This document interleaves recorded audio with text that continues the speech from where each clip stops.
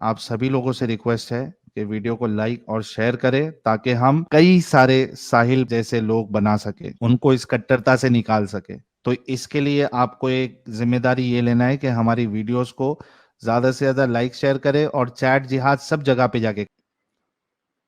मैं स्ट्रीम में ले लेता हूं एक्स मुस्लिम हफ्सा जी को। हफ्सा जी, आपका बहुत बहुत इस्तकबाल है, स्वागत है हमारे इस चैनल पर, इस स्ट्रीम पर। Thank you for joining us. Thank you so much and thank you everyone और माई सेल्फ हफ्सा। और आपको स्पेशल थैंक यू कि आपने मुझे ये प्लेटफॉर्म दिया है मुझे अपनी बात रखने के लिए। Thank you so much Sahil sir. Thank you, thank you. Hafsa ji, मैं तो टू बी ऑनेस्ट मुझे आपके बारे में ज़्यादा पता नहीं है। मेरे ख्याल से एक स्ट्रीम में अमित ने मुझे कहा था कि आपको इनवाइट करे इस्लाम से इंसानियत तक वाले एपिसोड में, और फिर इसी तरीके से मैंने आपको कांटेक्ट किया और आपने भी हमारी दावत को कबूल की। उसके लिए सबसे पहले तो शुक्रिया आपका। हाँ sir, thank you so much. मैं चाहती थी कि जो मेरे मेरे साथ हुआ है ना, वो बाकी लड़कियों को ना फेस करना पड़े, क्योंकि हर एक एक्स मुस्लिम की खुद की कहानी होती है। बिल्कुल। हफ्सा जो है ये हमारे रसूलुल्लाह की एक बीवी का भी नाम है, हजरत उमर की बेटी बेटी थी हफ्सा। और एक आयत जो है वो हफ्सा हजरत हफ्सा हफ्सा की वजह से ही उतर गई कुरान में, सूरह तहरीम की आयत नंबर 1, जहाँ पे अल्लाह कहता है कि ए रसूल, आप अपने ऊपर उस चीज को हराम कैसे कर सकते हैं जिसको अल्लाह ने हलाल की है। तो वाकया ये था, इसमें एक्चुअली दो वाकया आते हैं, लेकिन ये वाला जो वाकया है हफ्सा वाला, इसको मोमिन लोग शर्माते हैं बोलने के लिए। लेकिन जो तफसीरदान है, तफसीर लिखने वाले हैं, उन्होंने तो लिख दिया। अब तुम लाख उसको तो बचने की, उससे जान छुड़ाने की कोशिश करो, लेकिन जो वाकया दर्ज दर्ज हो गया है वो तो हो गया है। हुआ ये था कि मारिया कित्तिया, जो कि रसूलुल्लाह की बांदी है, बांदी मुबारक, तो वो हफ्सा जो है वो उनका घर था। रसूलुल्लाह ने हफ्सा को शायद अपने डैडी के वहाँ भेजा, हज़रत उमर के पास। और वही हज़रत उमर जो हज़रत सौदा को सुकून से पॉटी मुबारक भी करने नहीं जाने देते थे। तो वो उन्हीं की बेटी, वो रसूलुल्लाह ने उनको भेजा और हफ्सा के जो घर में, उनके बेड में मारिया किप्तिया के साथ हमबिस्तरी की। तो वो हफ्सा आ गई वहां पे, तो हफ्सा ने तब पकड़ लिया। तो वहां पे रसूलुल्लाह ने हफ्सा से कहा कि यार आप प्लीज ये बात किसी को ना बताएं। तो अब हफ्सा ने क्या किया, वो बात जाके हजरत आयशा को भी बता दिया। और हजरत आयशा तो आपको पता है कितनी छोटी अम्मी हमारी सबकी, उम्मत मुस्लिमा की अम्मी है। तो हजरत छोटी अम्मी ने, उनका एटीट्यूड रसूलुल्लाह को पता था। तो रसूलुल्लाह ने फिर वो कहा कि भाई अब से मैं फिर ये काम नहीं करूंगा मारिया किप्तिया के साथ। हालांकि इस्लाम इसकी इजाज़त देता है कि आप जो है वो लौंडी के साथ, गुलाम के साथ, बांदी के साथ आप हम बिस्तरी कर सकते हैं, सेक्स कर सकते हैं। तो ये हलाल चीज़ थी। अब रसूलुल्लाह ने उसको अपने ऊपर हराम कर लिया, तो अल्लाह ने कुरान में आयत उतार दी कि बीवियों को खुश करने के लिए इस तरीके की चीज़ आप नहीं कर सकते हो। क्या डर है आपको कि आपकी बीवियां नाराज हो जाएंगी? उसका टेंशन नहीं लेने का, जो हलाल है हलाल है, बीवी राजी हो या नाराज हो इससे फर्क नहीं पड़ता। तो खैर बात मैं ही बोलते रहूंगा तो जो हमारी मेहमान है उनको बोलने का मौका नहीं मिलेगा। तो अफसा जी, जैसे कि आप जानती हैं कि जो इस एपिसोड में, इस सीरीज में आता है, उनसे हम जानने की कोशिश करते हैं कि भाई इस्लाम तक की आपकी क्या कहानी है। जब तक अब इस्लाम में थी कितना कुछ फॉलो करती थी, क्या घराना था, रिलीजियस था, नॉन रिलीजियस था, कितना आप फॉलो करती थी। और कोशिश करिएगा कोई भी ऐसी डिटेल्स ना बताए आप जिससे आपकी आइडेंटिटी रिवील हो जाए। प्लीज गो अहेड अफसा जी।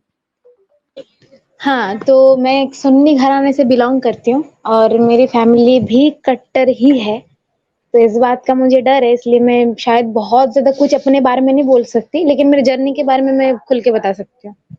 बिल्कुल, प्लीज़ गो अहेड। हाँ, तो मैं मानती थी इतना कि मैं पहले से हमारे दिमाग में ना ये घुसा दिया जाता है कि जो इस्लाम है, इसका मतलब ही पीसफुल है।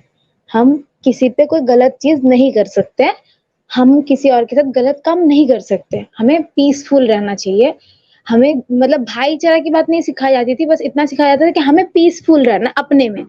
और दूसरी चीज़ ये सिखाया जाता था कि जो मतलब बाकी जो है हमारे यहाँ पे ना मतलब हम जहाँ पे रहते हैं वहाँ पे क्रिश्चियन नहीं थे, एक भी नहीं था, एक भी घर यहाँ पे क्रिश्चियन नहीं था, हिंदू और मुस्लिम था। तो या मुझे सिखाया जाता था मतलब मेरे घर पे कि जो हिंदू होते हैं वो लोग शिर्क करते हैं और हुँ, ये सबसे बड़ी गुनाह है। तो वो लोग काफ़िर है, तुम अगर उनसे दोस्ती रखोगे तो तुम भी जहन्नम में जाओगे। तो हुँ, तुम्हें नहीं रखना, उन लोगों से बात मत करो। तो हम बहुत ज़्यादा बात नहीं करते थे उन लोगों से, लेकिन स्कूल में अब पढ़ते थे, ठीक है? तो स्कूल में पढ़ते थे तो वहाँ पे तो सब जाते, तो हमारे स्कूल में ना हमें वही भाईचारा वाली बात सिखाई जाती थी, सेकुलरिज़्म वही।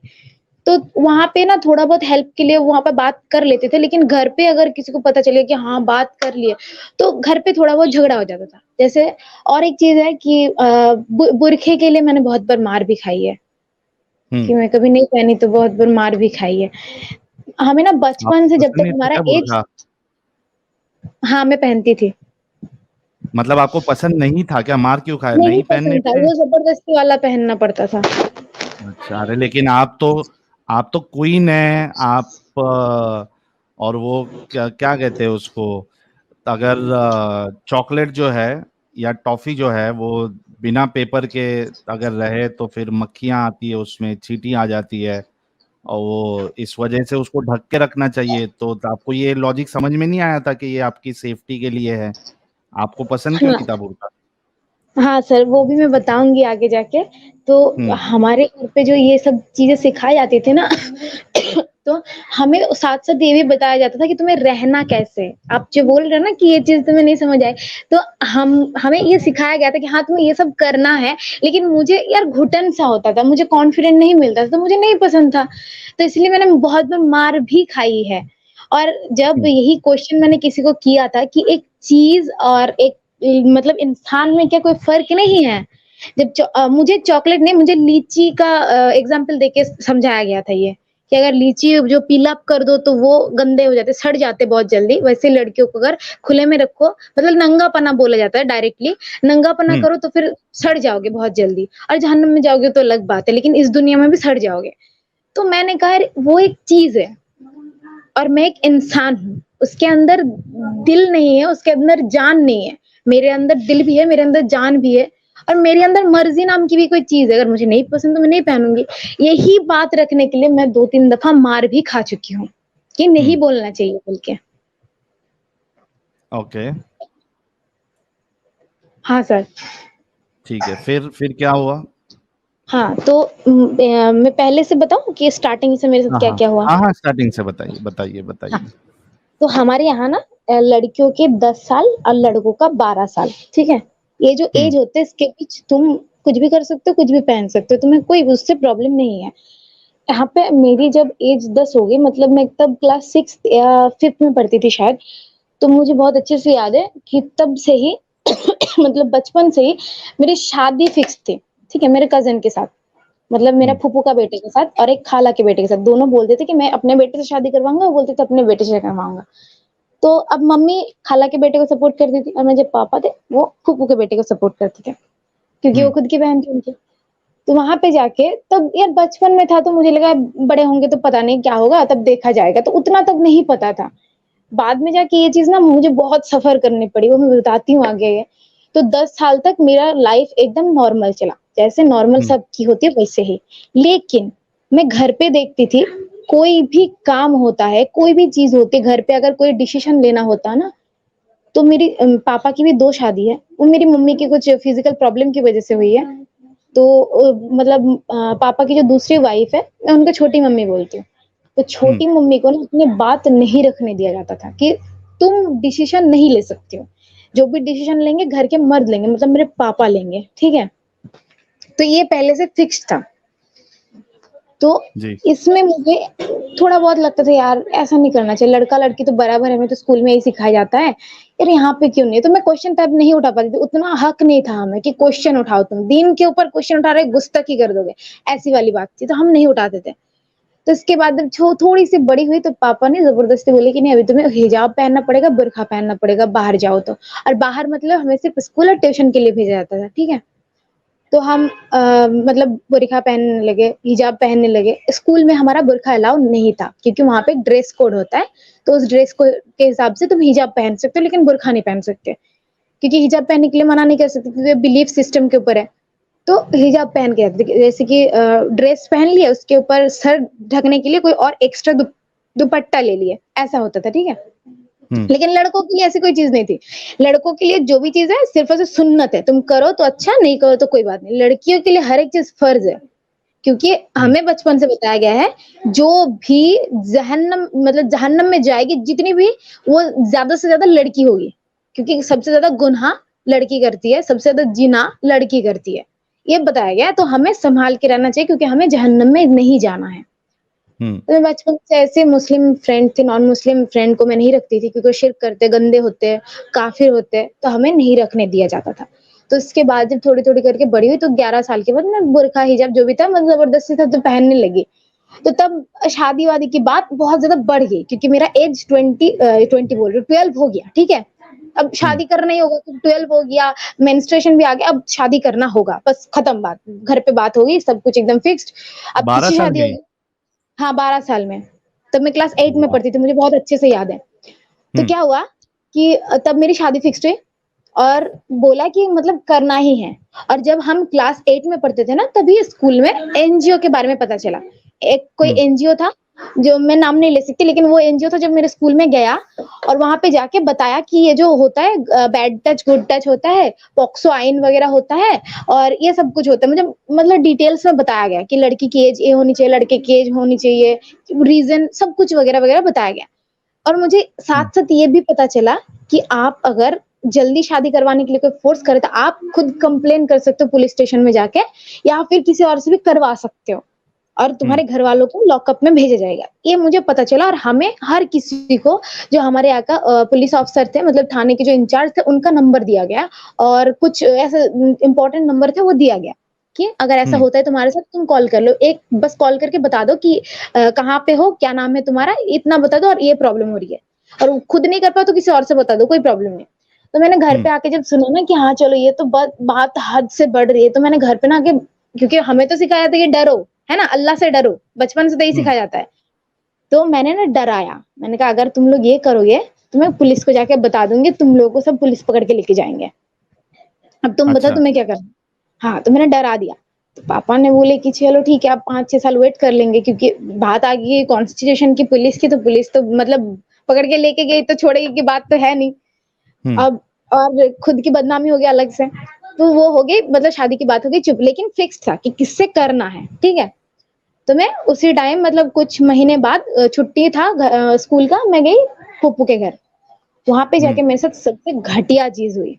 वो था जिसके साथ मेरी शादी फिक्स था, वो मेरे से 1 साल छोटा था, लेकिन मेरे से शादी फिक्स थी। तुम्हारे क्या से हुआ छोटा कि था वो? हाँ, मेरे से 1 साल छोटा था।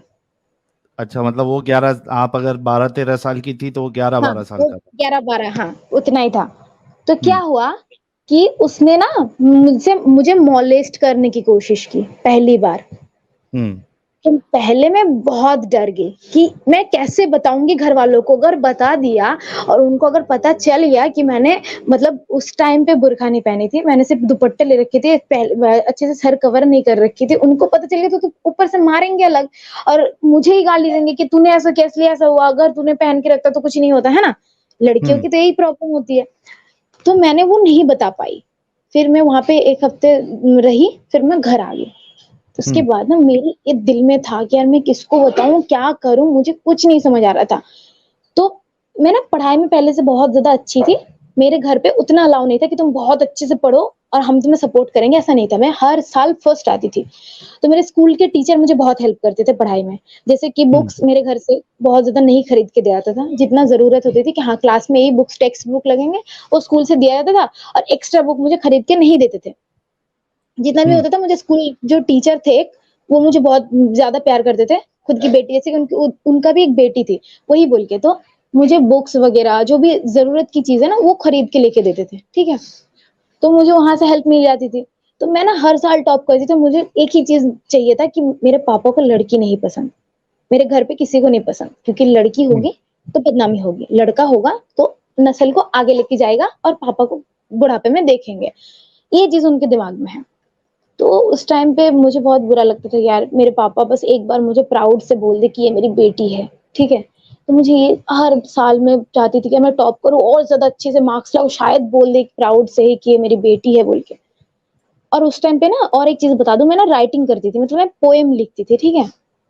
तो हुँ, मुझे शौक था, मुझे अच्छा लगता था। ये तो मतलब खुद के ऊपर होता है ना, तुम्हारे अंदर टैलेंट है तो तुम लिख रहे हो। तो मेरे साथ भी वही था। मैंने स्कूल में हुँ, प्रेज़ेंट किया बहुत जगह, तो मुझे अच्छे रिस्पॉन्स मिलने लगे, ठीक है? बाद में जाके मुझे और ज़्यादा अच्छे रिस्पॉन्स मिलने लगे। लेकिन उस टाइम में जो मेरे साथ हुआ वो मेरे दिल में रह गया। फिर उसके बाद 3-4 महीने बाद मेरा एग्ज़ाम था। तो मैं एग्ज़ाम की प्रिपरेशन लेने लगी और मैं वो चीज़ भूल गई। तो एग्ज़ाम खत्म हुआ, कुछ महीने बाद मेरी फिर से छुट्टी हो गई। मैं चली गई फिर से फूफू के घर। कम से कम 7-8 महीने के बाद, ठीक है? तब मैं दूसरी क्लास में थी। छुट्टी के टाइम था तो मैं चली गई उनके घर। तब मेरा शायद हुँ, वही 14 होगा साल, 14 या 15 साल होगा। तो मैं उनके घर गई, वही चीज़ ना मेरे साथ दोबारा हुआ। हुँ, उसी ने वही किया। चीज़ दोबारा हुआ, उसी ने किया और वही चीज़ मतलब सेम ही चीज़ मेरे साथ हुआ। और मुझे ना, मैं पहले से तो एक चीज़ हुआ, मैं उससे दूर-दूर रहती थी। मैं अच्छे से बुर्का पहन के रखती थी, अच्छे से सर पे एकदम ढक के रखती थी, मतलब एकदम कवर अप करके रखती थी। मुझे डर था कि घरवाले तो यही टॉपिक मुझे उठाएँगे ना कि ये तुम गलत किए, यही जगह पे तुम्हारा लूप होल्स है। मैं वो चीज़ में लूप होल्स नहीं रखी, फिर भी मेरे साथ हुआ। तब मैं हुँ, मतलब ऐसा हुआ, मैं हम मतलब एक रूम था, उनका ना 3 रूम था, ठीक है? एक पे जो मेरा भाई रहता था और छोटे-छोटे भाई थे, वो खुद ही पढ़ी लिख के फिर भी 4-4 बच्चे हैं। उनसे पूछो तो बोलते हैं कि अल्लाह की देन है, ठीक है? मतलब हुँ, ये और एक ट्रेजेडी है। तो वहाँ पे उनके 4 बच्चे थे, तो मेरे साथ जो उनकी खुद की छोटी एक बेटी है, वो मेरे साथ रहती थी और एक छोटा-सा बेटा था, वो मेरे साथ रहते थे और दोनों भाई दूसरे कमरे में और उसके मम्मी-पापा दूसरे कमरे में। मतलब 3 रूम में हम ऐसे सोते थे। तो मैं हुँ, रात को सो गई, घर पे सब सो गए, उस टाइम पे उसने मुझे मोलेस्ट किया आके। और तब मैं बता भी नहीं सकती कि मैं मतलब कैसे? मैं सो रही हूँ, उस टाइम मैं बुर्का पहन के सो जाऊँ? हुँ, नहीं सो सकती ना। और हमारे घर पे ना लड़कियाँ जब सोती है तो बाहर मतलब अंदर से अगर दरवाज़ा बंद कर दो, ये अलाउ नहीं है। ये घर का हुँ, रूल्स है। हुँ, रिलीजन की बात नहीं बोल रही हूँ। तो ये ऐसा था, तो मैं नहीं लगा के सोई, तो मैं ऐसे सो गई, तो वो आके फिर से वही चीज़ सेम दोबारा किया। मैंने ना तब भी किसी को नहीं बताया। फिर मैंने सोचा यार उसके घर जाना ही नहीं है, क्योंकि उसके घर जाऊँगी तो फिर से होगा। फिर उसके बाद घर आ गई, यार मैं ये चीज़ दिल से निकली नहीं, तो मेरा रिज़ल्ट ना थोड़ा-सा आपने उसको खराब हो। मना नहीं किया था? मना तो बहुत बार किए, उसको बोले कि हम ना घर पे बता देंगे, वो बोला कि मेरे तेरे से शादी फिक्स्ड है, घर पे अगर बता भी दिया तो कुछ नहीं होगा। तो मैंने सोचा यार ऐसी भी होती है क्या? कि घर पे शादी फिक्स्ड है मतलब तुम कुछ कुछ भी कर सकते हो। तो मैंने ना हुँ, डर के मारे कुछ बोला नहीं। और उसके बाद जब तीसरी बार मतलब कम से कम 1-2 साल तक मैं गई ही नहीं उसके घर। मुझे इतना हुँ, डर था। उसके बाद फिर मेरी जो आंटी थी वो मुझे बहुत प्यार करती थी, मुझे बुलाया।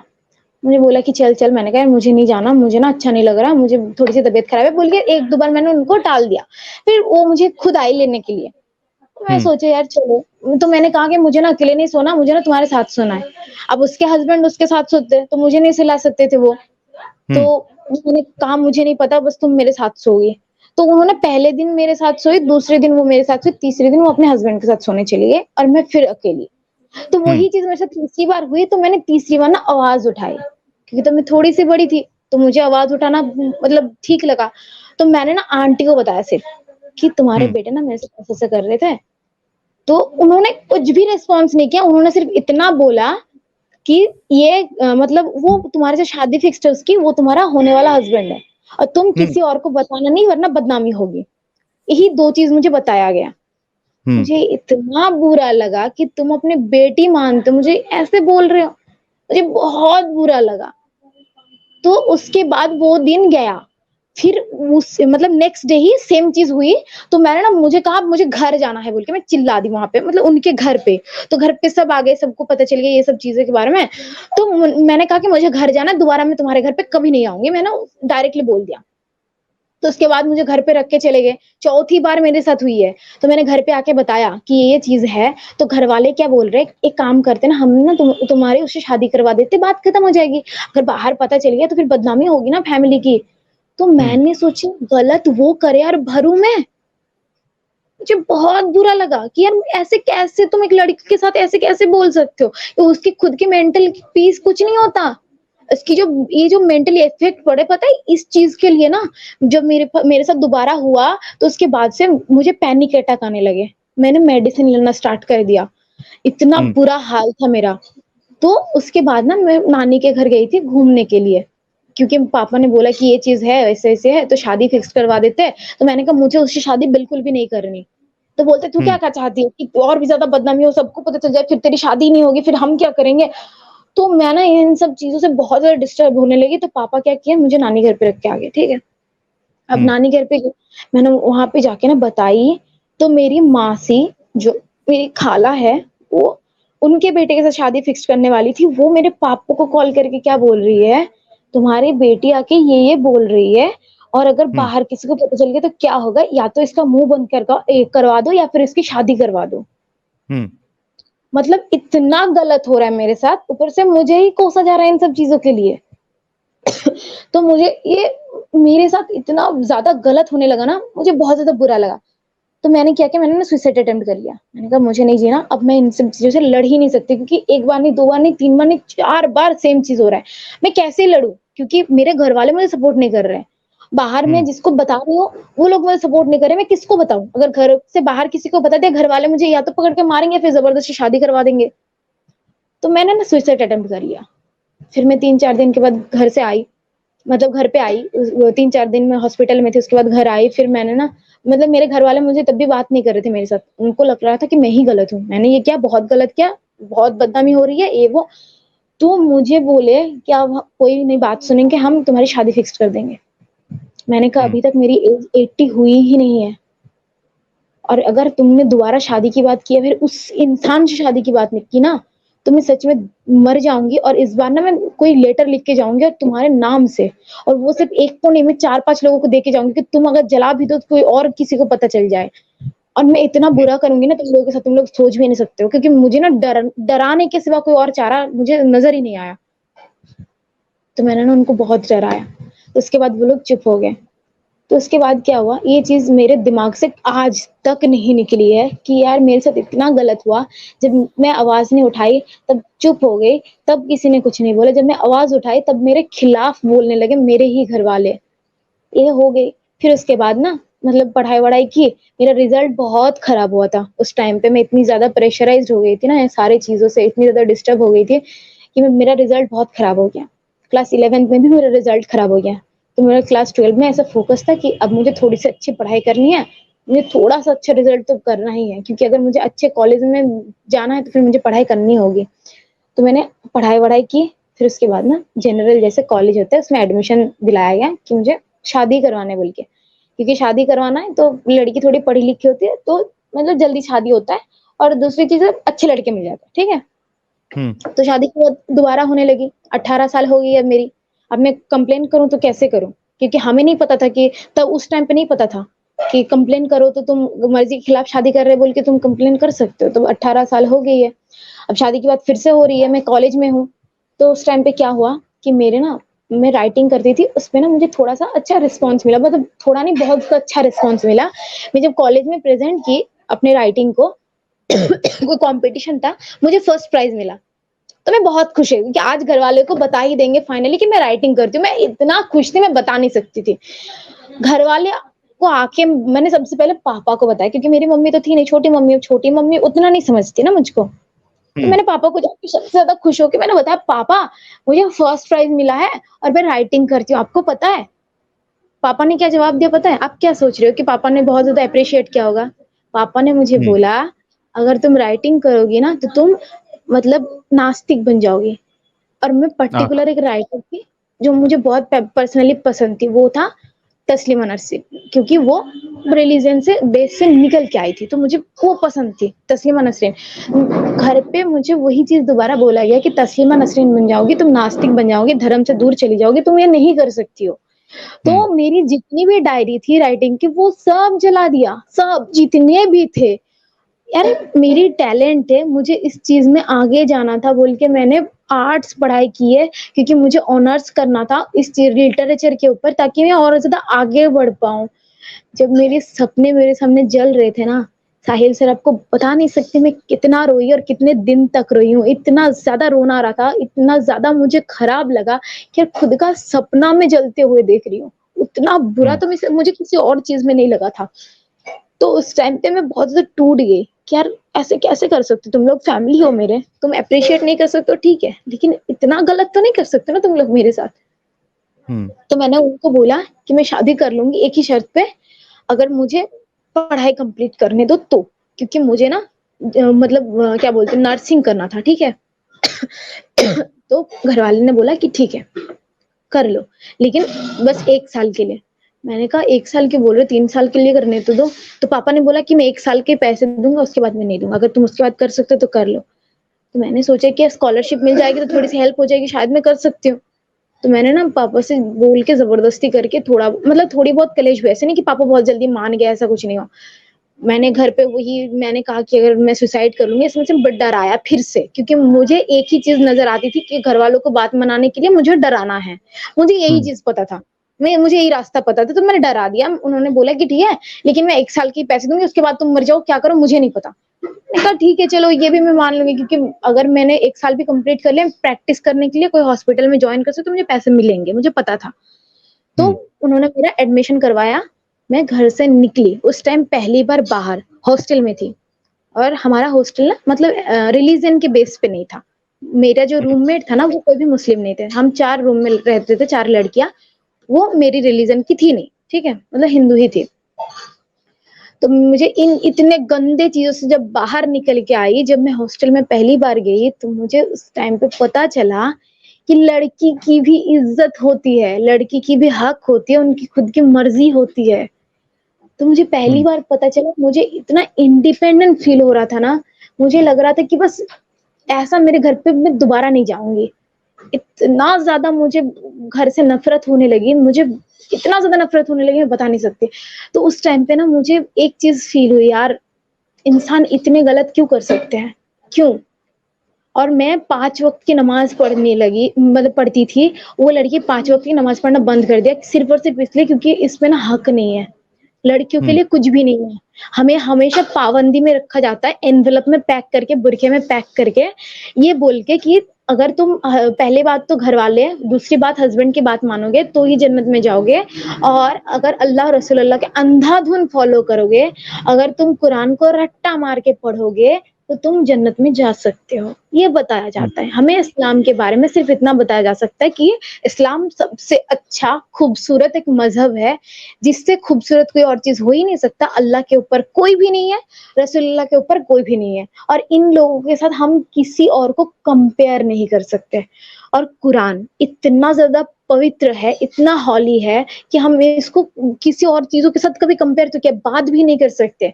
और जिनके ऊपर ये नाज़िल हुआ, मतलब हमारा प्रॉफ़ेट सल्लल्लाहु अलैहि वसल्लम, मतलब हमारा मोहम्मद, उनसे ज़्यादा अच्छा इंसान कोई और हो ही नहीं सकता।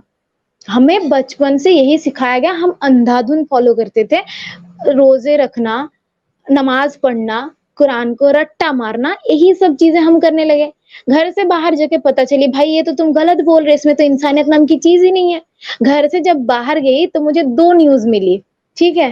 पहली बात एक न्यूज़ मिली, मुझे कॉल करके बताया गया कि मेरे घर के थोड़ी-सी दूर में एक हिंदू लड़का था, जिसने प्रॉफ़ेट के बारे में थोड़ा-सा मतलब रियलिटी दिखाई थी। गलत नहीं बोल सकते कि अभी हमको सच्चाई पता है, तो हम गलत नहीं बोलेंगे। उसने रियलिटी दिखाई। उसने बस इतना बोला कि मोहम्मद एक ऐसा इंसान था जो छोटी बच्ची से शादी किया और इतने सारे बीवी रखते थे। तो फिर तुम इनको कैसे फ़ॉलो कर सकते हो? बस इतना सा लिखा था। हुँ, फ़ेसबुक पे किसी पेज में उसने डाल दिया।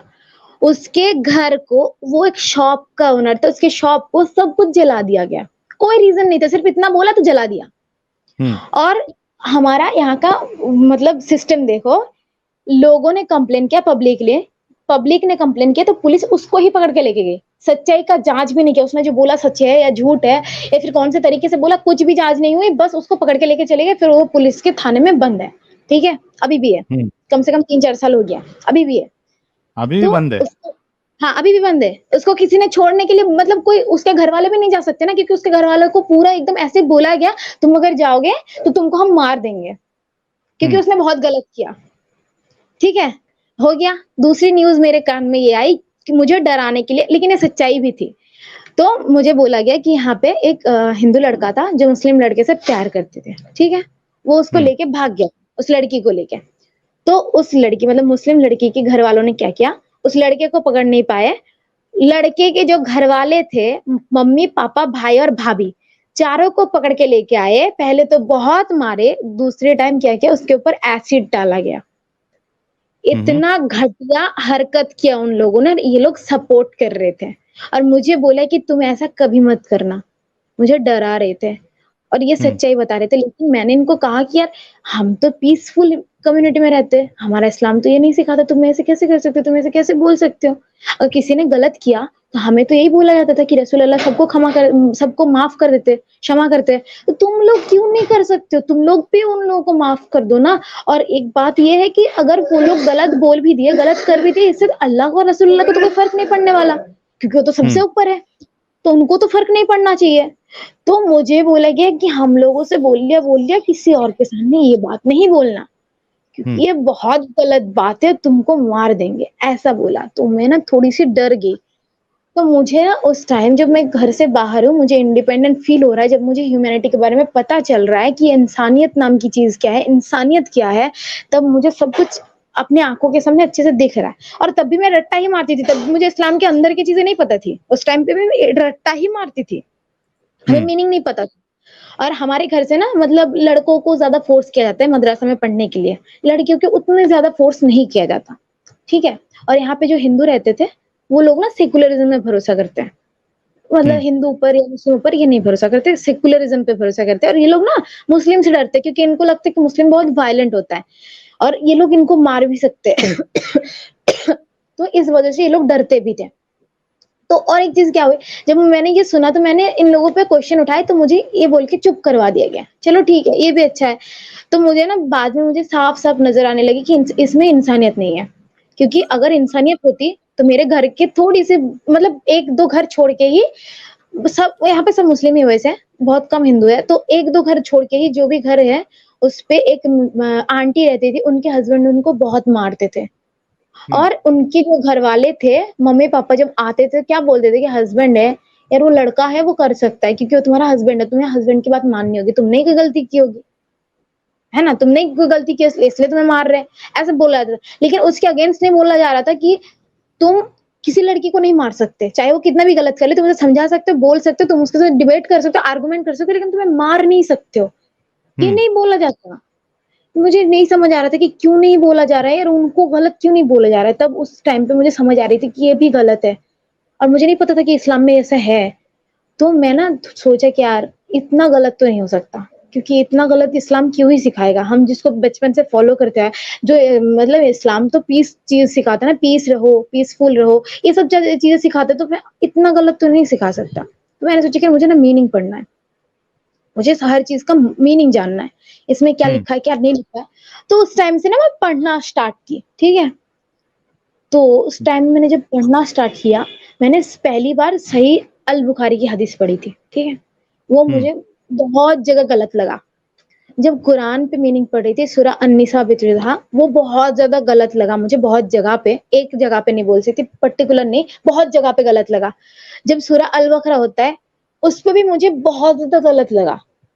मैं जब थोड़ी-थोड़ी करके पढ़ने लगी, मुझे बहुत ज़्यादा गलत लगने लगा, तो मुझे रियलाइज़ हो गया कि यार मुझे नहीं रहना ऐसी कोई मज़हब में। लेकिन मैं छोड़ नहीं सकती थी, क्योंकि मुझे पता नहीं था कि इसको छोड़ा भी जा सकता है ना, मुझे एक मुस्लिम के बारे में नहीं पता था। तो मुझे इतना ज़रूर पता था कि मुझे फॉलो नहीं करना। वहाँ से जब मैं आई, मतलब हॉस्टल से जब पहली बार घर आई थी, तो मैं हिजाब नहीं पहनी थी। मैंने सिर्फ़ एक चूड़ीदार, मतलब जो सलवार होता है वो डाल रखी थी। मैं फुल स्लीव सलवार पहनती थी, क्योंकि हमारे घर पे वही पहनने के लिए दिया जाता था। फुल स्लीव सलवार पहनी, ऊपर से एक दुपट्टा ले लिया अच्छे से, बहुत अच्छे से कवर अप करके, लेकिन सर पे नहीं रखी थी, बॉडी पे पूरा कवर अप कर ली। मुझे फिर भी मारा गया ये बोल के तुमने बुर्का क्यों नहीं पहना, हिजाब क्यों नहीं डाल रखा। तो मैंने ना उस टाइम मैंने घर से लड़ लिया कि यार मुझे नहीं पहनना, क्योंकि मुझे लिफाफे में बंद नहीं रहना, मैं क्यों रहूं बंद। और अगर इससे कोई प्रॉब्लम होती तो प्रॉब्लम उनको होनी चाहिए ना, जो गलत कर रहे हैं, जिसके साथ गलत हो रहा है वो क्यों प्रॉब्लम फेस करे, तुम्हारे लिए हम प्रॉब्लम क्यों फेस करेंगे, मुझे नहीं करना, मुझे नहीं मानना।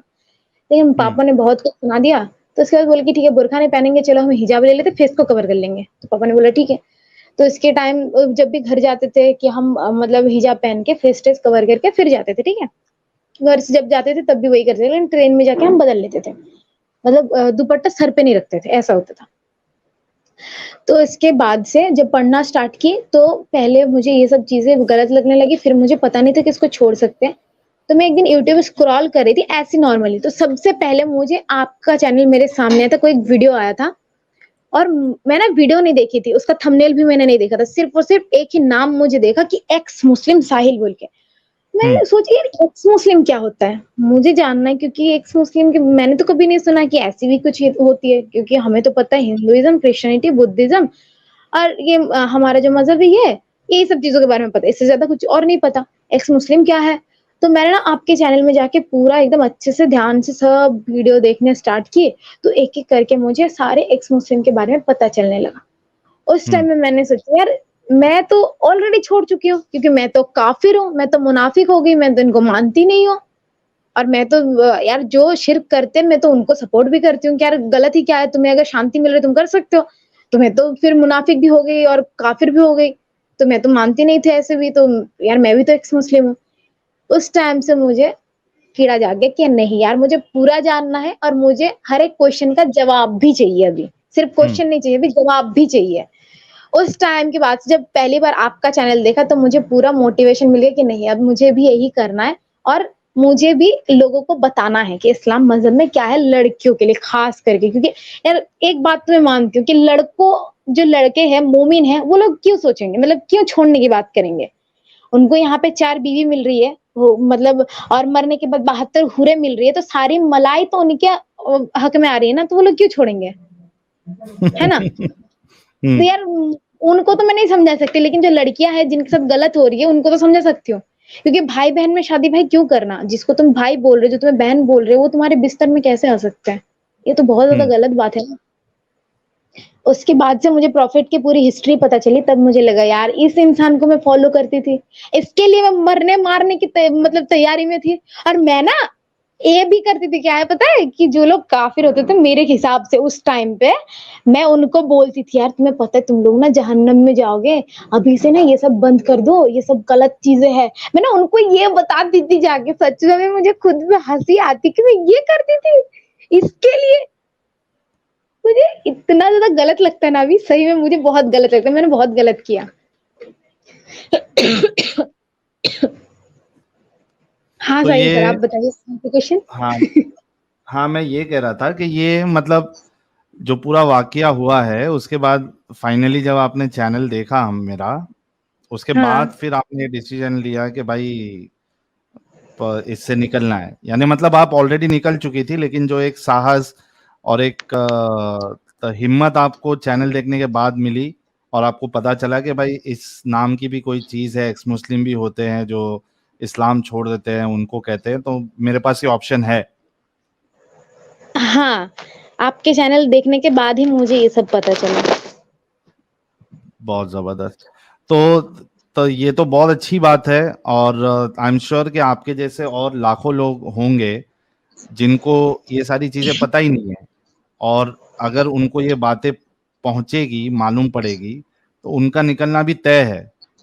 तो ज्यादा जरूरी बात ये है कि भाई इन डिस्कशंस को, इन बातों को सारे लोगों तक पहुंचाया जाए, ये सबसे बड़ी इंपॉर्टेंट चीज है। हाँ, बस मैं ना भाई आपसे ना एक बात बोलना चाहती हूँ कि जो लड़कियां है ना, ये मजहब लड़कियों को बहुत ज्यादा गलत ठहराते हैं। क्योंकि हम्म अल्लाह जो है ना, मुझे ये चीज बहुत पर्सनली लगता है कि अल्लाह जो है ना एंटी वुमेन है, उनको हम्म लड़कियों से नफरत है, मुझे पता नहीं क्यों ऐसा लगता है। लगता नहीं वैसी है, क्योंकि औरतों को बहुत दबाया गया है इस्लाम में, और कुछ समझा ही नहीं गया है, कुछ हाँ समझा ही नहीं गया है। आप देखिए, अगर औरतों को भी वही क्या कहते हैं दर्जा होता, तो कोई ना कोई फीमेल नबी भी होती, ना फीमेल नबी है ना रसूल है, बल्कि ये कह दिया गया कि भाई औरतें जो है वो कम अकल होती है, जहन्नम में ज्यादा औरतें जाएंगी क्योंकि वो शौहर की नाफरमानी करते हैं। तो इस तरीके के हाँ, सारी चीजें जो है वो तो महिलाओं पे तो थोपा गया है। उसको दब के रहना है, घर पे रहना है, वो बाहर खुले तो घूम नहीं सकती, पढ़ाई जो है वो नहीं कर सकती, क्योंकि पढ़ाई करने के लिए फिर वो आप देख लीजिए ना जिस तरीके से आपके साथ हुआ कि आपके घर वाले ये ख्याल में थे कि किसी ना किसी तरीके से इसको जल्दी शादी करो और घर से मुसीबत को टालो। तो कहीं ना कहीं अक्सर जो लोग हैं या कई लोग हैं उनकी सोच ही ऐसी होती है कि अगर बेटी हो जाए तो भाई ये हमारी जान पे मुसीबत है और ये आगे जाके हमारा नाम खराब करेगी, इससे अच्छा है कि इसकी जल्द से जल्द शादी करो और भला पाक करो। इस तरीके की सोच हो जाती है। तो जो जितनी चीजें आपने बताई है, बहुत दुख की बात है हमारे लिए कि आपके साथ ये सारी चीजें गुजरी है, लेकिन आई एम श्योर कि आप अकेले ऐसी नहीं होंगी, ऐसे कई सारे घर होंगे जिसमें जो मुस्लिम खवातीन हैं, महिलाएं हैं, वो अपनी चाहत को मार रही होंगी, क्योंकि अगर पढ़ना होगा तो, क्योंकि बहुत सारे घर का मुझे हाल पता है कि 7वीं 8वीं होती नहीं है कि स्कूल जाना बंद करवा देते, मदरसे में डाल देते हैं। उनको ऐसा लगता है कि भाई पढ़ लिख के क्या करेंगे, जाना तो शादी हो के दूसरे घर पे ही है, और बाहर जाएगी तो हो सकता है कि इस्लाम से फिर जाए, दीन इसके अंदर जो है कम हो जाए, इसका ईमान कमजोर हो जाए, और हो सकता है कि वो इस्लाम से ही निकल जाए, बुर्खा छोड़ दे, हिजाब करना छोड़ दे। तो कई सारी चीजें हैं जो ये जो मुस्लिम फैमिलीज होती है उनके अंदर चल रही होती है, खास करके लड़कियों को लेकर। लेकिन कुछ हाँ, ऐसे भी लोग होते हैं हफ्सा जी जैसे, जो दबते नहीं हैं और लड़ते रहते हैं और तो अपनी जो चाहत है उसको पूरी करते हैं। अगर ये वहां पे फाइट नहीं करती और उनको धमकी नहीं देती अपने माँ बाप को, तो इनकी भी शादी कर दी जाती उसी लड़के के साथ, पढ़ाई वढ़ाई खड्डे में चले जाती। तो ये प्रॉब्लमेटिक चीजें हैं। इस्लाम तो दबाता ही है, और उसके साथ साथ जो आ, मुसलमान हैं वो भी अपने बच्चों को दबाते हैं, खास करके लड़कियों को। लड़के बिंदास जा रहे हैं, बाहर जा रहे हैं, कॉलेज जा रहे हैं, घूम रहे फिर रहे, मजे कर रहे हैं, ऐश कर रहे, उन पे कोई लगाम नहीं। लड़की हो गई तो बस मामला खत्म। तो ये सारी चीजें हैं। अफसा जी बहुत बहुत शुक्रिया, आप जुड़ी हमारे साथ, और अरे साहिल, मैं मुझे आपको और एक चीज बतानी मुबारकबाद है। देता हूँ। जी। हाँ, मेरे घर के पास में ना, मैंने ना 2 चीज़ खुद से, मतलब ये चीज़ें एकदम आँखों के सामने देखी हुई चीज़ें। मेरे घर के सामने एक लड़की रहती है, एकदम घर के सामने ही है, ठीक है? तो हम्म। उसकी ना दूसरी शादी की गई है, उसकी एज सिर्फ़ और सिर्फ़ 20 है। दूसरी हम्म। शादी है उसकी। उसकी एक छोटी-सी बेटी भी है। तो वो ना, उसके हस्बैंड उसको मारते थे, ठीक है? तो उसने मुझे बताया। तो मैंने ना उसको बोला कि देख, ये ना तेरे रिलीजन में है, तो उसके खून में है ये, तुझे मारेगा ही। हम्म। तो उसके ऊपर नहीं जा सकते। लेकिन हाँ, तो एक काम कर सकते हो, इसको छोड़ सकती है। तो वो मुझे बोल रहा था, लेकिन ये ना सबसे बड़ी प्रॉब्लम यही है कि वो उसको मुझे बोला कि देखो, पहली बात तो मैं पढ़ाई ज़्यादा नहीं की हूँ। मेरी एज सिर्फ़ और सिर्फ़ 20 है, मैं एक 4 साल की बच्ची की मम्मी हूँ। आप हम्म। समझ रहे हो, 4 साल मतलब 16 साल में माँ बन गई थी।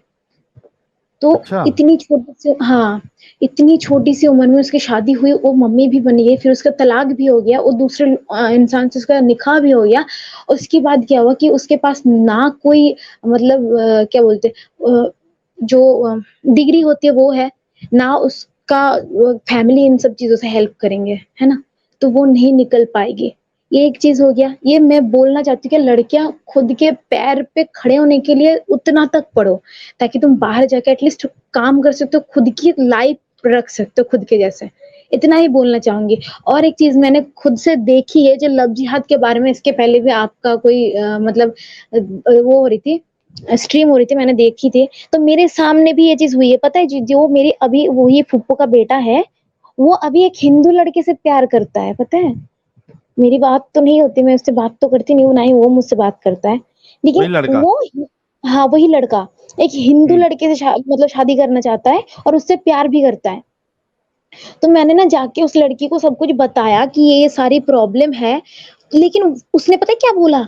कि तुम ना गलत बोल रहे हो, तुम झूठ बोल रहे हो, तुम्हें पता नहीं है तुम कितना गलत कह रही हो, तुम कितना गलत कर रही हो, तुम्हें पता ही नहीं है, ऐसा सब मुझे उल्टा ज्ञान देना। मैंने कहा यार देखो सुनो, तुम ना पहले ये सब चीज़ों के बारे में जानो, है ना? इस्लाम में क्या हुँ, लिखा है ये पढ़ो, ऐसा। तो बोलते हैं कि हमें ना क्वेश्चन उठाने का कोई हक नहीं, क्योंकि हमारे यहाँ पे जितने भी मुफ्ती मौलाना होते हैं, वो पहले ही बोल देते हैं कि दीन पे तुम सवाल नहीं कर सकते, तुम कुरान पे सवाल नहीं कर सकते, क्योंकि ये हुँ, सिर्फ ट्रस्ट करने के लिए होता है, इसको मानने के लिए होता है, इस सवाल उठाने के लिए दीन नहीं है हमारा, ऐसे बोलते। हुँ, तो वो भी मुझे वही बात बोलने लगी, तो मैंने सोचा यार इसका इतना अच्छे से ब्रेन वॉश कैसे हो सकता है, क्योंकि वो एक हिंदू ब्राह्मण घर की बेटी थी। तो मैंने सोचा यार इसके घर वालों से बात करते, क्योंकि वो लड़का तो गलत है ना, मुझे तो पता है लड़का गलत है ना? तो मैंने हुँ, ना उसके घर वालों से बात की, मैंने कहा कि यार ये तो गलत करे। तो मुझे पता चला यार उसके घर वालों की भी ये जन्नत और जहन्नम के बारे में बोल-बोल के उनकी भी ब्रेन वॉश किया गया है।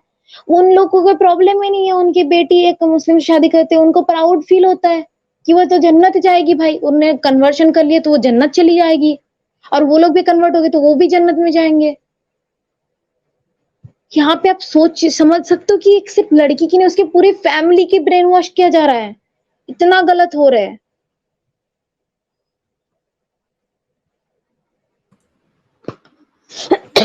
तो उनको कुछ असर ही नहीं हुआ आपने जितनी बातें बताई? नहीं असर हुआ, क्योंकि उनके दिमाग में है ना कि दीन पे सवाल नहीं कर सकते, कुरान पे सवाल नहीं उठा सकते। हुँ, सही। आपका चैनल भी है हफ्सा जी? हाँ सर, मेरा चैनल भी है एक्स मुस्लिम हफीसा बोल के।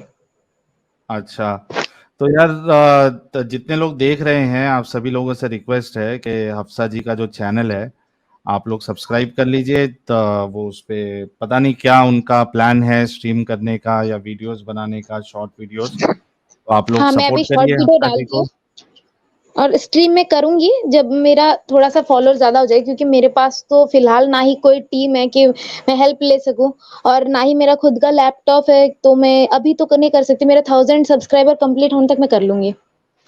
चलिए, तो आपको उम्मीद है कि जब आप कल सुबह उठ के देखेंगी, तो आपके 1000 सब्सक्राइबर पूरे हो जाएँगे।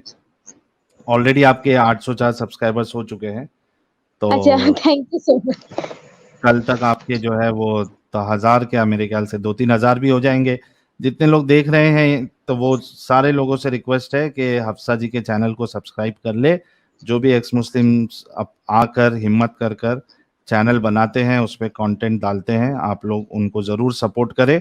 जितने ज़्यादा एक्स मुस्लिम्स होंगे उतना ज़्यादा मोमिनों के लिए परेशानियाँ बढ़ेंगी और सोच विचार करना शुरू करेंगे वो। और सोचेंगे, विचार करेंगे, ईमान की पट्टी अगर हटाएँगे अपने दिमाग से, तो ज़रूर इस जंजाल से बाहर निकलेंगे। तो आप लोग सपोर्ट करिए, चैनल का लिंक चाइल्ड हार्टेड जी ने शेयर कर दिया है। Thank you so very much Hafsa ji जुड़ने के लिए और कांग्रेचुलेशंस इस कल्ट से बाहर निकलने के लिए। आई होप कि आगे की लाइफ आपकी बेहतर होगी और करियर पे फोकस करिए, अच्छे से जिए, खुल के जिए और खुश रहे हमेशा। Thank you so much sir, thank you so much, आपने मुझे प्लेटफ़ॉर्म दिया। मैं अपनी बात रख पाई। मैं चाहती हूँ कि वो लड़की अभी समझे कि उनके साथ कितना गलत होता है, वो जो सह लेती है वो उनके रिलीजन में है। जो सोच के सहती है कि जन्नत मिलेगी, भाई ऐसा कुछ होता ही नहीं है। तो तुम इतना गलत तो ना सहो कि तुम्हारे साथ गलत हो रहा है, इसके आवाज़ तो उठाओ, मैं सिर्फ़ इतना ही बोलूँगी। हुँ, और सर मैं ना 1000 एक बात सब्सक्राइबर बताना शायद चाहती हूँ। कंप्लीट हो गए आपके।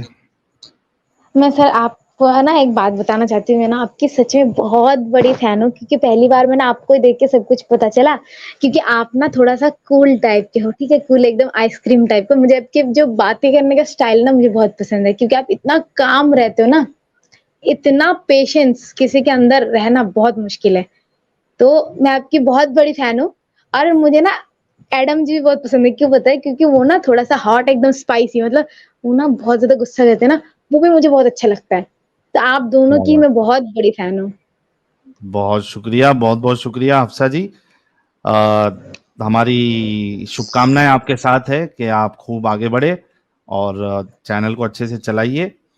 बहुत से लोगों को लग रहा है कि आप ये स्क्रिप्टेड है। भाई स्क्रिप्टेड कुछ नहीं है, मैं इनको पहचानता भी नहीं था। ये तो अचानक से मुझे, और जानता भी नहीं था, अचानक से मुझे अमित ने नंबर दिया था। शायद ये दूसरे चैनल्स पे आ रही थी। उन्होंने नंबर दिया था कि भाई इनका आप इंटरव्यू लें, तो वहाँ से मेरी पहचान हुई है। क्या आप कुछ पैसे से मिलेगा अफ़सा जी मेरी तरफ से आपको? सर नहीं, मैं सिर्फ़ आपके चैनल में नहीं आई हूँ, मैं एंजल जी, रब्बानी दी और हीटेड डिबेट सर उनके चैनल पे भी गई हूँ और मैं बहुत सारे चैनल पे जाके डिबेट भी करती हूँ लोगों के साथ में, उनसे क्वेश्चन वगैरह भी पूछती हूँ मैं, उनसे बातें भी करती हूँ। मैं बहुत सारे लोगों को मतलब ऐसे बहुत ज़्यादा जवाब भी दिया है, फ्री थिंकर जी के चैनल पे भी बहुत ज़्यादा जवाब दिया है। अमित जी को मैं बहुत-बहुत बहुत अच्छे से जानती हूँ। सबसे पहले बहुत-बहुत साहिल भाई साजिद इमाम के चैनल पे आए थे ये, और अच्छा। उसके बाद में कंटिन्यू अपने साथ में टच में है। तो पैसा तो 50,000 रुपया शायद मिल गया भाई को।